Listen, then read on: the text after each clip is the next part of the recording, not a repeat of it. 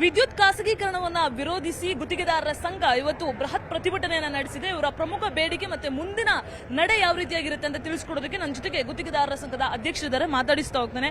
Sir, ಇವತ್ತು ಪ್ರಮುಖವಾದಂತಹ ನಿಮ್ಮ ಬೇಡಿಕೆಯನ್ನು ಮತ್ತೆ ಒಂದೇ ದಿನಕ್ಕೆ ಸೀಮಿತ ಆಗಿರುತ್ತಾ ಪ್ರತಿಭಟನೆ ಹೆಂಗೆ? ಮೇಡಮ್, ನಮ್ದು ಪ್ರಮುಖವಾದ ಬೇಡಿಕೆ ಒಂದೇನೆ, ಒಂದು ಖಾಸಗೀಕರಣ ಹಾಕೊಡುದು.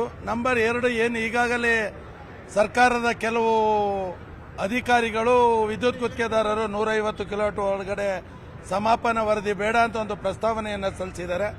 ಅದು ರದ್ದಾಗಬೇಕು ಅನ್ನೋದು ಎರಡೇ ಅಜೆಂಡಾದಲ್ಲಿ ನಾವು ಇವತ್ತು ಒಂದು ಧರಣಿ ಸತ್ಯಾಗ್ರಹವನ್ನು ಮಾಡ್ತಾ ಇದ್ದೀವಿ.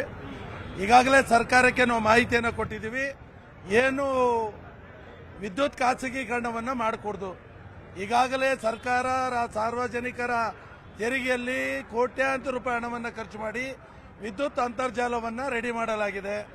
ಸುಲಲಿತವಾಗಿ ನಾವು ನಡೀತಾ ಇದೆ ಇಂಧನ ಇಲಾಖೆ ಕೆಲವು ನಿಯಮಾವಳಿಗಳಿಂದ ಹಣ ಲಾಸ್ ಆಗ್ತಾ ಇದೆ. ಅದನ್ನು ಸರಿಪಡಿಸಿ ಏನು ಸರ್ಕಾರ ಇವತ್ತು ನಡೆಸ್ತಾ ಇದೆ ಅದನ್ನೇ ಮುಂದುವರಿಸಬೇಕು. ಯಾಕಂದ್ರೆ ಇಂಧನ ಇಲಾಖೆ ಲಾಭದಾಯಕ ಹುದ್ದೆ ಅಲ್ಲ, ಸೇವಾ ಮನೋಭಾವದಿಂದ ರಾಜ್ಯದ ಗ್ರಾಹಕರಿಗೆ ಉತ್ತಮವಾದ ಒಂದು ವಿದ್ಯುತ್ ಸಂಪರ್ಕವನ್ನು ನೀಡಬೇಕು. ಹಾಗೆ ಏನು ನಮ್ಮ ಕರ್ನಾಟಕಕ್ಕೆ ಏನು ವಿದ್ಯುತ್ ಸಂಪರ್ಕ ಏಷ್ಯಾದಲ್ಲೇ ಪ್ರಪ್ರಥಮ ಬಾರಿಗೆ 1905ನೇ ಇಸ್ವಿಯಲ್ಲಿ 7ನೇ ಇಸ್ವಿಯಲ್ಲಿ ವಿದ್ಯುತ್ ಸಂಪರ್ಕ ಬಂತು.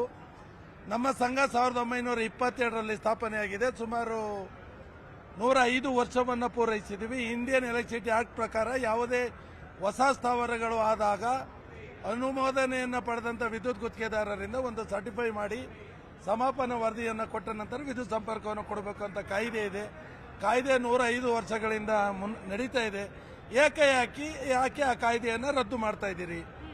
ಅದರಿಂದ ಸುಮಾರು 69,000 ಜನ ಇಂಧನ ಇಲಾಖೆಯಿಂದ ನಾವು ಅನುಮೋದನೆಯನ್ನು ಪಡೆದಿದ್ವಿ. ಲಕ್ಷಾಂತರ ಜನ ಕುಟುಂಬ ಕಾರ್ಮಿಕರು, 35 ಲಕ್ಷಕ್ಕೂ ಅಧಿಕ ಜನ ಈ ವೃತ್ತಿಯನ್ನು ನಂಬಿ ಜೀವನವನ್ನು ಮಾಡ್ತಾ ಇದ್ದೀವಿ. ನಮ್ಮ ಅಸ್ತಿತ್ವಕ್ಕೆ ಧಕ್ಕೆ ಬಂದರೆ ಇವತ್ತು ಸಾಂಕೇತಿಕವಾಗಿ ಧರಣಿಯನ್ನು ಮಾಡಿ ಅಧಿಕಾರಿಗಳಿಗೆ ಮನವಿಯನ್ನು ಕೊಟ್ಟು 1 ವಾರದ ಗಡುವನ್ನು ಕೊಡ್ತೀವಿ.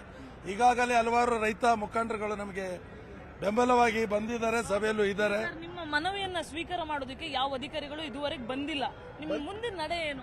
ಮೇಡಮ್, ಅಧಿಕಾರಿಗಳು ಒಂದು ನಮ್ಮ ಬೆಸ್ಕಾಂ MD ಅವ್ರು ಕಳ್ಸಿಕೊಡ್ತೀವಿ, ಒಂದು ನಮಗೆ ಬೇಡ, ನಾವು ಇಂಧನ ಇಲಾಖೆಯಿಂದ ಪ್ರಮುಖವಾದ ಇಂಧನ ಸಚಿವರೇ ಬರಬೇಕು ಅಂತ ನಮ್ಮ ಡಿಮ್ಯಾಂಡ್ಸ್ ಇದೆ.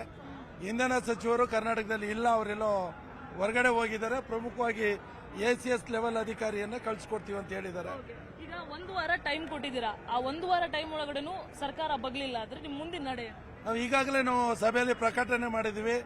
ನಾವು ರೈತ ಸಂಘದವರೆಲ್ಲ ಸೇರಿ ಹೆದ್ದಾರಿ ಬಂದ್ ಮಾಡೋದು, ಜಿಲ್ಲಾ ಮತ್ತು ತಾಲೂಕು ಮಟ್ಟದಲ್ಲಿ ಹೋರಾಟವನ್ನು ನಾವು ಖಂಡಿತವಾಗಲೂ ಮುಂದಿನ ದಿನಗಳಲ್ಲಿ ಮಾಡ್ತೀವಿ ಮೇಡಮ್.